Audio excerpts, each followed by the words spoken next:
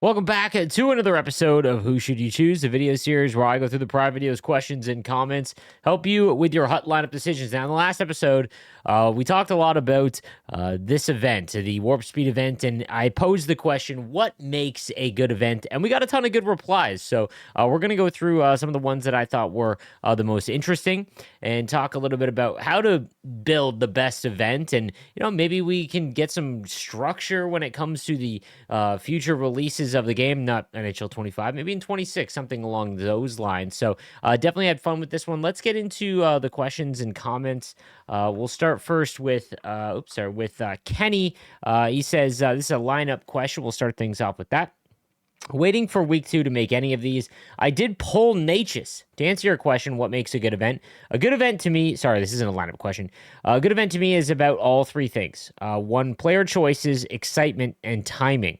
Player choices. Player choices need to make sense and have some consistency throughout the event. Sharpshooter should have featured players like Line, Matthews, Ovi, Pasternak, Bedard. I think we can all agree on that. We saw what happens in the Sharpshooter event when you don't have the right player selection. Because in my opinion, I think the Sharpshooter event was a great event. 99 shooters, a shooting attribute or ability for free. I think that made sense. It was kind of exciting. It was new as well, which is also pretty nice. Excitement. This is a broad statement, but the event should make you want to play the game. This can be achieved by releasing cards who are fun to use and fun to watch in real life. Certain special abilities make cards and events fun also, as long as their stats match up with the player. For example, Barzal should always be one of the best skaters. Tim Wilson should always be one of the best body checkers, etc. Timing. To me, timing is very important. The best example of this is the Four Nations Cup event being released during the Four Nations Cup. The hype around the tournament made the event so much better. The fantasy cards were also a nice addition. The World Juniors is another example of this. 100%. I think when you nail the release of an event, 100%. I can totally agree with that. I feel like there's too much randomness and player choices at times. If they can clean that up and make the player stats more relevant to the event and the individual player, I think we'll be in a better spot. Sorry for the long reply. This has been on my mind for quite some time. Keep up the good work. So this is what I want to discuss. I'm going to go through all of these, but something that I want to bring up again, and I've done it with my man Kesso. If you've been around my channel, you saw the video. This is like something I reference a lot. You can go back and watch it, where we created a build system. Okay, this was like 4 years ago, and we spent like 20 hours doing the deep work here, looking into what would a 99 grinder look like, what would a 99 sniper look like, and why I think this is something that needs to be done is because then it stops this progression issue that we have where we march to 99 and it hamstrings you doing events like this because the on the downside of the sharpshooter event is that the next event, no matter what, there are going to be slower skaters. No one's going to care. It is what it is, outside of the people that are excited about the individual player choices, right? It's just how it goes, right? And same thing with the Gallery Greats event. They made free abilities across the board. That was kind of unheard of. And then the next event was kind of ruined because of it, right? If you have a build system and you have a 92 overall sniper, their shooting can get to 99, but their body checking is capped at 75. What that does is it makes you actually have to put and be excited for specific individual players and typing. So your team build matters. So you could run out an entire lineup of snipers. You go up against someone that's got a lot of power forwards where their body checking can get to 99, but their shooting can maybe only get to 85, things like that. But maybe their passing is like capped at 80, right? They demolish snipers if they get close, things like that. So I think that unless we go to a build system, which is what is in MLB really, to an extent, right? Like you can have a 99 overall player in MLB, but they might only have 40 contact because they've got 125 power and maybe 100 speed, right? Their attributes go above 100, and not all 99s are created equal. In NHL, all 99s are created equal. They're 99s across the board. That is where I think you're really going to see a massive shift in fun team builds, and it gets away from the issue that they're creating for themselves, and that is finding a way to make events exciting, good timing, good player choices, all of that every single 2 weeks, right? They're just backing themselves into a corner. The next event, the only way the next event can compete is if it's god-tiered names. We're talking Matthews, Draisaitl, McKinnon, like the top end cornerstones is what the next event is. And they have free abilities across the board, not just one, all of them, right? That's really the only way. And even then, it'll be tough to. They're not replacing the warp speed players, right? Sam says, a good event, assuming the structure stays like it is this year. Either you make the player that are just very good and worth it to make, but not too overpowered. I won't be able to make any Warp Speed player because I want to make Hagel Star of the Month because he's one of my favorite players. Love that. And I know I should not make him because Warp Speed players are so much better and cheaper. Then the progression over the year is smaller. You start with 91 overall in March, and then you get to 95. That reduces the FOMO and allows you to miss out an event. It is better for casuals as well without disadvantaging grinders. And if they want to release cracked cards like the Warp Speed event, they should at least make the cards more expensive. You can't make Master Set players always the same price. That's crazy. That's an interesting thing too, right? The problem is that I think EA in the background, they just see the overall number on the card and everything is assumed equal, which is not, right? We know that, right? Like 91 a 92 overall star of the month card or the 92 overall Adam Fox from the Four Nations event, not really. I mean, maybe that's a bad example, but you get what I'm saying, right? Like they're far different in value that we value them, right? The people that play this game ruin the game. Casual people love hockey to hop on and play a game, and hardcore people just hold on to the puck, and L2 is so boring. Newsflash, holding on to the puck for 15 minutes and taking 9 shots in the game is boring. Any sports game deals with this, right? I 100% agree that the way that the game is played, the meta way the game is played, is one of the more frustrating ones that we've had over the last few years. But this is every year. Last year, it was literally just go down the boards, huck it through the middle, regardless if there's 10 people, and there was no pass intercepts, and you would just be able to slam it in, right? And to be honest, that's kind of happening in this year too. I don't disagree. It's just try versus. Like I don't know. I'm not saying that like LOL you suck. So don't. This is what it is. I'm saying that try maybe just playing against the CPU. If that doesn't do it for you, then play franchise mode. That kind of thing. Sleeves, a great channel, man. First year on Hut, and I've been an FC player for a long time. I know every community complains about the game they love, but man, Hut players don't know how good they have it with MSP building. FIFA Ultimate Team is so paid to win, where the MSP builds are 98% behind the power curve, and the only way to have meta players or icons is packs or 5 to 10 million on the market. I crafted McDavid and Gretzky in the first month at Christmas, and I started. That's unthinkable in FIFA Ultimate Team. By the way, you have to have a fodder event right before Team of the Year. I grinded out 4 Team of the Year master players and would have never been able to do that if Gallery of Greats was right before. That's what I'm saying, though. That shouldn't be the case, right? Like the way to make good events is that every event is like exhausting your collection. That is what makes a good event, because that drives interest. That drives you to want to play the game more. I actually want to hop on right now and just play Rivals. Like, I'm looking at the clock right now, and I'm like, okay, I got to make a video, but I really just want to play Rivals because I made Bondra, Madonna, and Niedermeyer, and I want to make Natchez, and I got to play the game. And that's something that is just, when a bad event is out, you're just going through the motions. And, like, it's crazy that you say about FIFA Ultimate Team, though, because I've heard nothing like, I've heard that if you are a free-to-play player, you can get an extremely usable, good team extremely easy because FIFA gives you so many rewards. The top end cards, however, are like unachievable for the majority of the player base. Modern day comps for Bondra, who are stars but not superstars. Aho, Hurdle when healthy. That's a good one. That's a good one.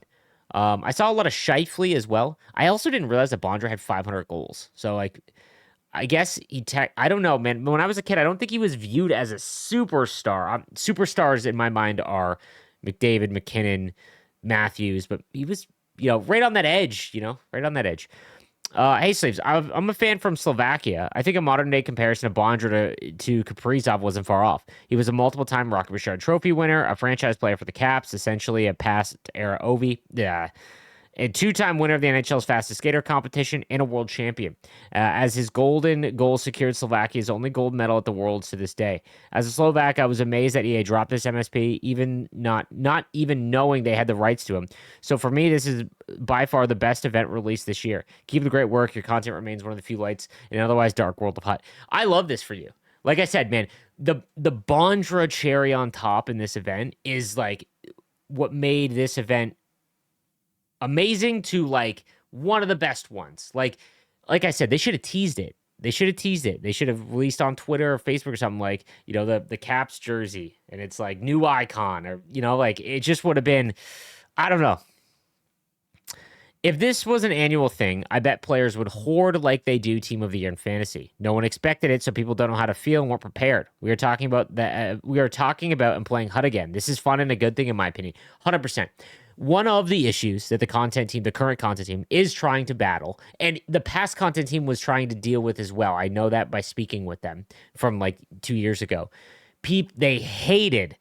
I, as a content creator, hated as well because it's just like the general interest is fantasy, Team of the Year, Team of the Season, everything in the middle. It's like, I'll look at it, right? That sucks. Like, I want every 2 weeks to be like, yo, this event is awesome. Like I mentioned, I think we could have had 6 weeks of just the craziest content if it was HUT 2000 Gallery of Greats Team of the Year. That'll always stick with me as like a big what if that would have gone like that. But nonetheless, like I agree. This is obviously going to be one of those things where now going in next year, let's assume everything stays the same. Like this year is a test, and this is what we got next year. I don't care about holograms. I don't care about X factors. I just care about events. And the problem with that is that I play the game every day and weekly, so I can always get the best cards from that event, right? Casual players can't do that. And you're missing out like FOMO. You're just focusing on the now. And I really hate that part. I don't know the perfect marriage of it. I think it's being more of a collection based. So you slowly work towards a collection, not a payment, right? So you're collecting 782 and above overall player items for Barkov. It should be like collect the entire Florida Panthers and then X, right? It'll take you forever. It's going to cost a ton, but there's like you know, I may be in the minority, but this year especially, all I care about is using my favorite players. The perfect event for me would be instead of an MSP, I get a token to upgrade any player to the current progression overall. I'd build Madonna and Montour, but I'm going to feel pressure to go for breakaways all the time with them. Not fun for me. Interesting. I think that again, the parallel system in MLB is just, it should be in every single Ultimate Team mode. I'm so stunned that it isn't. And again, for anyone that doesn't know, the parallel system is every XP earned with that player, specific card, any card in the game, doesn't matter if they're 99 as well. Every time you hit a parallel, it goes up by +1. All their stats do go by +1. It takes forever of grinding with an individual card to get to +5. However, in a theme team, in HUT, it would be so advantageous because if you're using an 87 overall, God, everyone's traded on the Sharks. Colin Graff, not even in the game. William Eklund, and I wanted to make him, but I'm in Division 2, so I'm being hindered because I'm a better player. So I need to have like a decent team to go up against the normal Div 2 players. But I want to be a theme team guy. It's like, okay, but my Eklund, if I grind all the time with my Eklund, then he goes up to, and he can get up to 91. We're laughing, right? Like that would be massive. That's how you change that, right? Hey, Sleeves, I started playing NHL 25 a few weeks ago. First time since '05, Marcus Naslund. Oh, my goodness. That was the lockout year. '06 and '04 are two of the best games, in my opinion. They're in my Mount Rushmore. So that era was just so good. But the Naslund one's sad. I'll never forget it because it was the year of the lockout. I'm wanting to build X Factor McDavid since there's no way to build this team of the year. I have Fox upgraded to 92 and in my lineup. Cooch already sitting in my final set at his base rating. And I just got Nylander today. My question is, when I ultimately complete the set and get McDavid back in 2 BNDs, do they come back as whatever rating they went into the set as, or do they revert? I'm just trying to be efficient. I believe you can only put them in if they are their base level. So you will have to break them all the way down to their base level. At this point of the year, who would be the best 2 BND captains to choose? Thanks, man. Every time I pick up a new game, I go to YouTube and choose a guy to follow. You're my guide for HUT. I appreciate that, man. When it comes to the BNDs I would choose, Nylander and Kucherov. There's an argument for Fox, but there's so many good right-handed defensemen. This is the first time I'm doing event objectives in squad battles in months, solid event. It shouldn't be that it gets you to play stuff you don't want to play, because that's still doing chores. But that is the sign of a good event. When you're like, okay, I'm actually going to do this. I don't. I refuse to. I just like, I can't sit in squad battles after the first month. It's so mind numbing to me. And that is still a major issue that they need to figure out how to fix. Hey, Sleeves, I started a hut 3 weeks ago, and I'm no money spent an offline player. I have around 650,000 coins. I'm trying to figure out which of Madonna or Niedermeyer I should make first. Here's your lineup. Okay, you're pretty good at center. I would definitely go with Niedermeyer first in your situation. Then I would go Madonna, and then I would go. You've got your lefties on the right and righties on the left.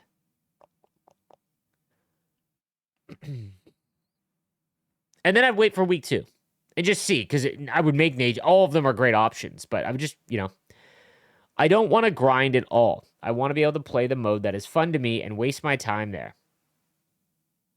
Oh, and waste my time there. I don't want to waste my time playing modes I do not enjoy just to get cards I want on my ultimate team. I don't want to play with any other team but the one I built. I don't disagree, man. But this is like a fundamental argument about ultimate teams, and it's like, I want everything, all the rewards, and I don't really want to work for it. It's a video game, right? So it shouldn't be work. But there has to be work input. Like, there needs to be a level of time input. I hate the money part, but it could be money, whatever. Input to get a reward, to be rewarded, right? Like, you should be able to play. Here's what I will agree. Any of the objective lists, yes, you should just be able to play rivals or squad battles, whatever. That I am in 100% agreement with. But, like, I don't want to have to, even do those objectives in rivals. I just want to use the team I want and whatnot. Like, there has to be a way to grind for stuff. Not wanting to grind at all, that's versus. Like, there is no ultimate team mode. You're playing an RPG. Like, if you don't want to grind at all, you're looking for, Halo campaign. Whereas, like, you're playing the sports version of, like, an MMO, right? Because you have to put in work to get massively rewarded, right? And I think that's, like, part of the charm of Ultimate Team. Sleeves, I think it's a bit hypocritical, given a criticism you had of the Team of the Year event, is that these cards stay in your lineup, top lines all year, i.e. endgame cards, and then they drop endgame cards in March, and it's a good event, and everyone should go make them as many as they can. 100% agree in a vacuum. Here's the thing. I want to make it very clear, and I feel like people, especially on the internet, only hear what they want to hear from someone when it comes to their opinion. They don't take the whole thing in context. This is a great event. Is it great for the entire progression of the game? No, not at all. It is not. Releasing 99 speed cards, even though it is March, which is almost the end cycle of the massive engagement of any sports game, right? That still impacts the rest of the game, and that I don't agree with. Doing these one-off insane events is fun for the 2 weeks, and then it has lasting impacts because we're not playing versus, we're playing an RPG game, right? We're slowly working towards things, right? It ruins future events and things like that. I need to make it clear, I have no idea what the content structure is now. So when the danger in me giving you guys advice is that, dude, part of me thinks that they're just listening to my videos and they're like, yeah, you know what would be good? Let's make him look like an idiot. Team of the Year, because it's a marketing event, it is not, the content team did not come up with Team of the Year. I remember when the content team when it came out, it was not a content team idea, it was a marketing idea. And it is still one of the better events in the sense that, like, it is the most engaging part, which I love. Anytime that you get a lot of the player base to play the game, I love that because it's exciting, everyone's talking about it, any of that. The problem is that there is a fundamental change in how they are releasing content yearly. They do not care about progression cards at all. Like, they do not. I borderline say they hate them. And what I think they want is every 2 weeks they come out with an event and they make you feel hard FOMO that makes you either spend a ton of time in those 2 weeks because you can't go back and make master set items, which is one of the worst things that is not talked about. The fact that last year we could make any master set item from a prior event. If you started just playing now and you were Senators fan. You can't even go back and make Stutzla, right? Like, that's a joke. We had that in the game. Why is that feature not there? Because they want the FOMO of the 2 weeks. All the pressure to make as many cards as you can. Because when you run out of time, what do? You spend money. That, like, and I hate that. I absolutely hate that. When it comes to Team of the Year, your cards are still fantastic. Like, I made Madonna and I made Bondra, and McKinnon and McDavid went to the second line. They're still my second line, right? And they're still going to be among the best cards in the game for the remainder of the year. That doesn't change. But it is a good event in the sense that of this 2-week event that they could release, they can't make better cards. Like, they legitimately can't. So that is good. Good for the rest of the game? No, it's not. I did want to touch on one other thing. This was the highest liked comment of the video. The problem is how slow the progression was. Plus, we got 92 overalls for 4 nations, and then Sharpshooters was back to 91, and then Warp Speed is only 92. So technically, we got the same overall for a month, and now the 92s have 99 speed. What are they doing for 93, though, through 99? Also, having the exact same abilities for every player is super lame. God, I 100% agree with that. The old content team used to love messing around with abilities.